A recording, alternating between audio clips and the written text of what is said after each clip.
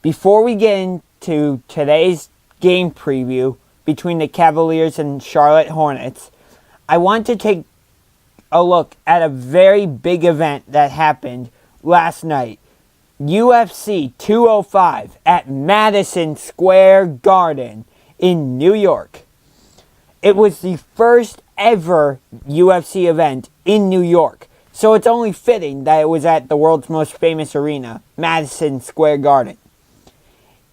On the pay-per-view fights, after losing to Raquel Pennington, former UFC Women's Bantamweight Champion Miesha Tate announced her retirement. It might be legitimate, but it might not be, because she said in her post-fight interview that it was due to the results. So could it have been just from emotion? Maybe. But we had, count them, 1 title fight, 2 title fights, 3 title fights in this event. Starting with the Women's Strawweight Championship. Strawweight is 115 pounds.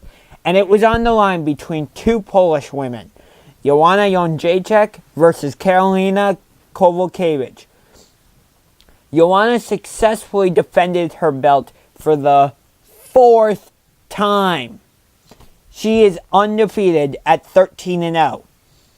Next came the men's welterweight title, 170 pounds, and that between Tyron Woodley and Stephen Thompson. After beating ruthless Robbie Lawler in the first round at UFC 201, Woodley was able to defend. But what started as a victory for Woodley was later changed to a majority draw. But the main event was absolutely historical.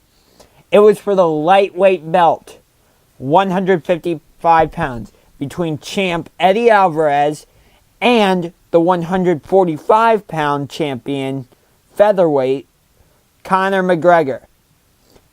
If Conor won, he would be the first and only UFC athlete to hold 2 division championship belts at the same time. Well, Conor defeated Eddie to become the first UFC fighter to hold 2 title belts at the same time. But now, let's get into the game preview. So again, good afternoon and welcome to the 3rd Cavs game preview of the 2016 NBA season. Tonight, the Cleveland Cavaliers will look to continue their winning ways against the Charlotte Hornets. Before we get into tonight's preview, let's take a look at how these two teams got the records they have going into this afternoon's matchup at the Q. The Cavaliers come in with a record of 7-1. They defeated the New York Knicks on ring night, October 25th. They then went up north and defeated the Toronto Raptors by 3, 94-91 on October 28th. And then the next day, they made the Orlando Magic disappear at the Q, 105-99. November 1st, the Cavaliers barely defeated the Celtics, 128-122 at the Q. November 5th, the Cavaliers barely got by, at the time, the winless Philadelphia 76ers, 102-101. But Philadelphia would later get their first win against Indiana. Anyways, November 7th, the Cavaliers suffered their only loss of the season at home against the new-look Atlanta Hawks, 110-106. The Hawks now have Dwight Howard. So, when we take a look at them later, we'll see how that has changed their offense. And in the Cavaliers' most recent game, they defeated Washington 105-94. So it was a very successful trip to the nation's capital for the Cavs, because the day before they played the Wizards, They got to go to the White House and see Obama since they won the championship.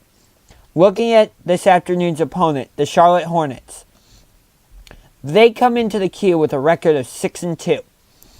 On October 26th, they defeated the Milwaukee Bucks at the Bradley Center in Milwaukee, 107-96. 2 days later, they went down to South Beach in Miami at American Airlines Arena and defeated the Miami Heat 97-91.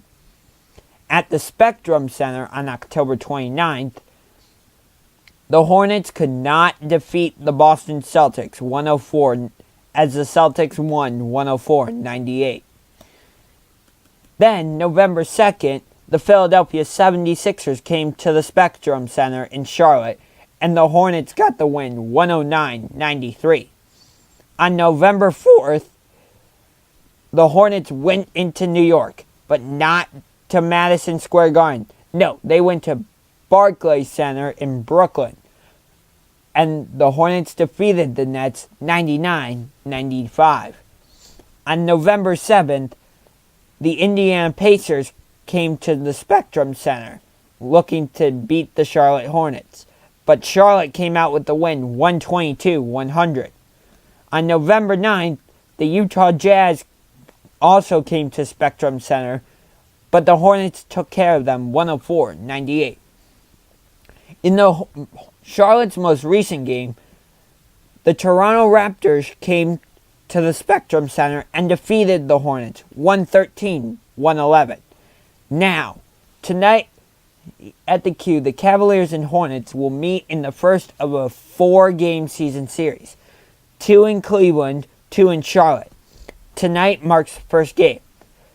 The second time will be December 10th at the Q. The third time will be in Charlotte at the Spectrum Center on December 31st. The fourth and final time will also be in Charlotte at the Spectrum Center on March 24th. Last season, the two teams split the season series 2 games apiece. Each team won on their respective home court. It seems like when I do these videos, Kyrie Irving gets a really good point guard matchup. That's no different tonight because he's going up against the Hornets' Kemba Walker. Kemba is averaging about 26 points per game and about 5 assists per game. And he did ridiculously well in his last game against Toronto, scoring 40 points and 6 assists. But as I said, it wasn't enough as the Raptors came out on top, 113-111. Meanwhile, Kyrie is averaging about 24.5 points per game. So you could round that up to about 25. And about 4 assists per game. And he had 29 points and 6 assists at Washington, which, as I said, the Cavaliers came out with the victory in that game. Both teams have power forwards who can step behind the three-point arc and shoot the three. Charlotte's Frank Kaminsky had to develop his shot. Part of the reason he was able to do so was because, unlike some guys who jump college and go straight to the draft, Kaminsky stayed all 4 years at Wisconsin before being drafted by Charlotte in the 2015 draft. By staying all 4 years, Frank the Tank, as that's his nickname, was able to really develop his game and became a very good leader for the Badgers. And even though he's coming off the bench for Charlotte, he's still able to be a leader, help. He can even help the veterans, and he can also help the young guys, even though this is only his second year in the league. As I said, Frank Kaminsky comes off the bench. Marvin Williams is Charlotte's starting power forward.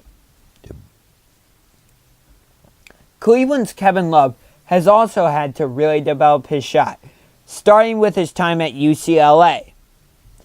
And then also as a Minnesota Timberwolf, and now with the Cleveland Cavaliers.